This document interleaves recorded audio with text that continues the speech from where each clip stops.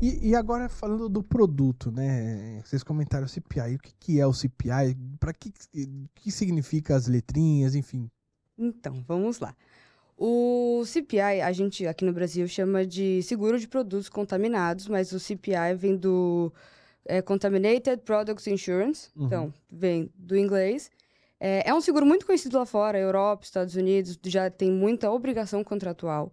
Ele, por incrível que pareça, já está no Brasil há mais de 20 anos. Nossa. A gente escuta muito pouco falar. Verdade. É muito tempo já. Mas, assim, desculpa, antes de terminar, Claro. é um produto que é muito comercializado pelas seguradoras ou não? São Ainda poucas? não. Pouquíssimas. Por isso. Pouquíssimas. Pouquíssimas. Não, bom, desculpa, amor. Não, Só fique em um paz. parênteses aí. E eu gosto muito de fazer a comparação, né, para dar a primeira introdução com o RC Produtos, onde tem lá o adicional de recall. Então, o RC Produtos com recall, por exemplo, uma empresa alimentícia, eu fabriquei o alimento, contratei o seguro, chegou no supermercado, aquele meu produto tinha alguma contaminação, gerou um dano a terceiro. Dessa forma, a apólice vai ser acionada, o produto vai ser recolhido e aquele terceiro vai ser indenizado. O CPI, não. O CPI, ele é um produto de first party. Então, ele é para o próprio segurado. Então, fabriquei o meu produto, ele está dentro do meu armazém, eu identifiquei uma contaminação. Uhum. Eu vou ter que parar a minha linha de produção, eu vou ter que destruir esse produto, vou ter que recolher, mesmo que dentro da minha empresa, eu vou ter que recolher, refabricar um lote novo, e isso já me gerou uma perda. Uhum. Então, tudo isso, o recolhimento, a refabricação, o lucro cessante, a destruição, se for necessária, tudo isso é indenizado dentro do produto contaminado. Caramba.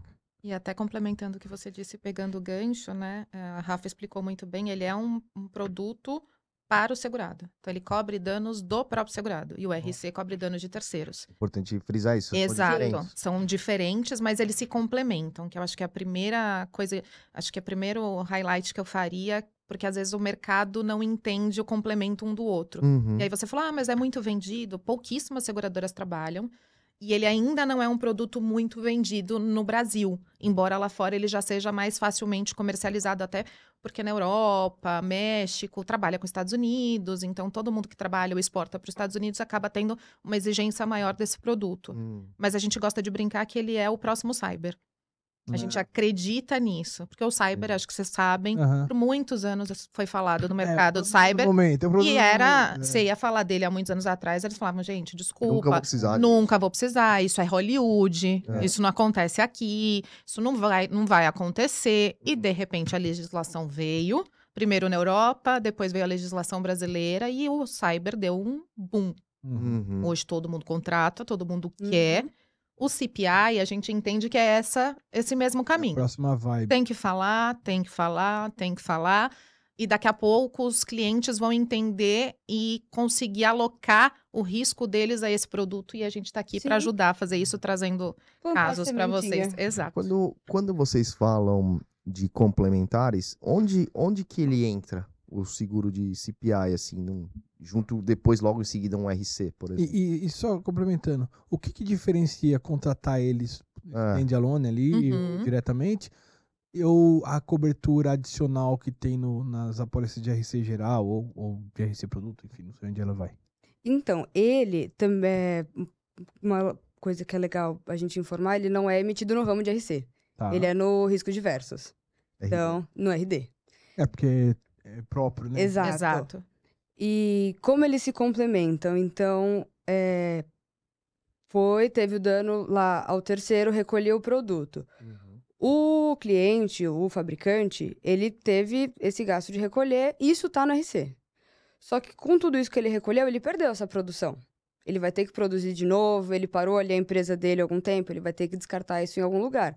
Esse custo fica todo para ele. Numa apólice de CPI, ele tá amparado nessa parte. Então, ele já indenizou o terceiro, ele já recolheu, agora deixa eu cuidar dos meus custos dentro de casa. Tudo que eu vou perder financeiramente para parar e refazer. Puxa, engraçado, né? E eu imagino que isso seja uma perda comum, não, mas deve ocorrer, né? E se não é um produto que é muito contratado, hoje em dia ele fica a ver navios com ele perde isso? Ele fica com o custo dentro da empresa. Dentro do property, alguma coisa, não tem nada que... Não. Caramba! Tem um exemplo no CPI, tem uma cobertura que que o órgão governamental, é uma das coberturas, quando o órgão governamental manda recolher. Então, a Anvisa vai lá e fala, olha, esse lote aqui pode estar contaminado, eu tira do mercado, retira, ou nem distribui. Boa. Isso no RC não está coberto.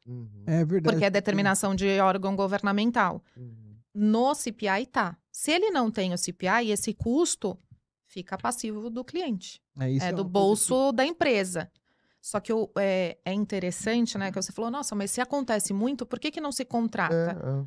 Porque os clientes ainda não conseguiram ter essa visão de que o produto contaminado entra ali. Como é um produto muito novo, a gente sempre acaba vendendo os corretores, acabam sempre vendendo o RC Produtos, o recall, e muitas vezes o cliente acha que está coberto no recall, que o recall é suficiente. Quando você tem a oportunidade de fazer uma venda mais consultiva, quando, né, você tem a oportunidade, às vezes, de acompanhar o corretor, explicar do produto, ele entende o risco por completo e que faz sentido ter as duas apólices. Mas é muito novo ainda para os clientes. Os exemplos de sinistro estão na mídia o tempo todo. Sim. É mesmo? Muito. A gente tem alguns, a Rafa vai falar alguns.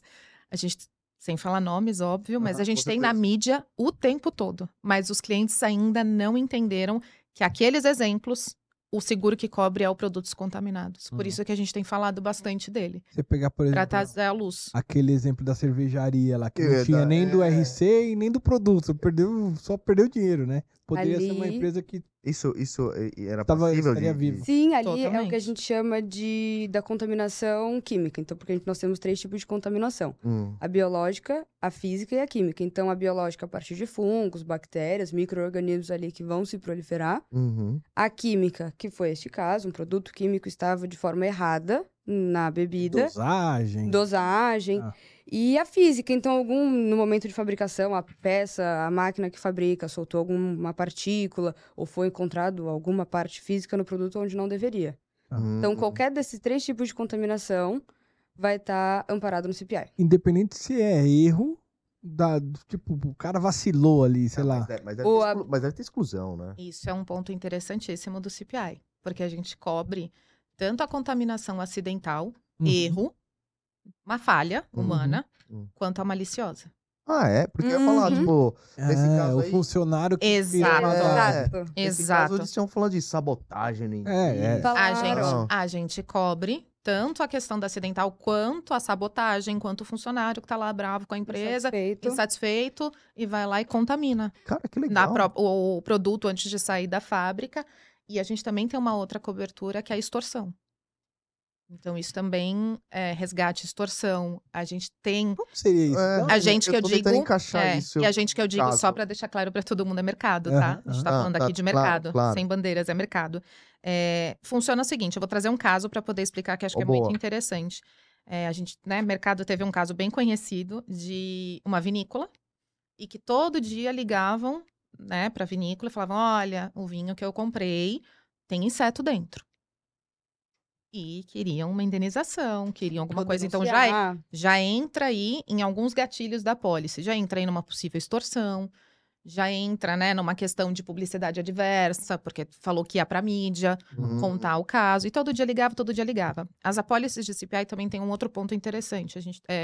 As apólices do mercado têm serviço agregado, que eles, né, gratuito, tem uma empresa de consultoria. E que ela ajuda na gestão da crise, no momento da crise. E nesse caso, a empresa de consultoria entrou em ação e foi investigar. E aí descobriu que aquele inseto, de fato, que existia dentro da garrafa de vinho, né? Não era mentira, digamos assim. Não, o inseto existia, mas ele jamais conseguiria nascer e sobreviver na região daquela vinícola. Entendi. Fizeram uma pesquisa, tudo científica, era impossível, e ficou comprovado que era um clássico caso de extorsão. Não teve indenização, então o serviço agregado conseguiu barrar o sinistro ali, sem nenhum tipo de indenização e prejuízo. Mas vamos supor que de fato fosse verdade, né, que o inseto estivesse lá e eles estivessem cobrando algum tipo de resgate para não ir para a mídia, o seguro é passível de ser utilizado nessa forma. Caramba, que interessante. É um seguro bastante interessante.